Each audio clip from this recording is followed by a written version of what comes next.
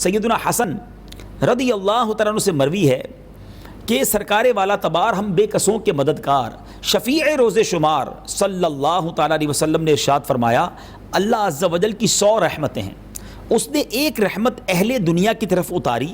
تو وہ انہیں موت تک کے لیے کافی ہوگی۔ اللہ عز و جل اس رحمت کو قیامت تک روکے رکھے گا، پھر قیامت کے دن اسے 99 رحمتوں میں ملا کر اپنے اولیاء کرام اور اطاعت گزاروں کے لیے 100 رحمتیں مکمل فرما دے گا۔ ذرا سوچئے تو صحیح کہ آج دنیا میں یہ اتنی ساری برکتیں رحمتیں ہیں، یہ اللہ کی ایک رحمت ہے،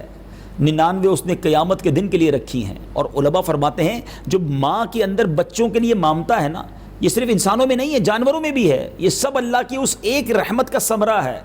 کہ جو والدین بچوں سے پیار کرتے ہیں، محبت کرتے ہیں، یہ سب اس ایک رحمت کا گویا یوں سمجھیے ہم ایک مظہر دیکھتے ہیں۔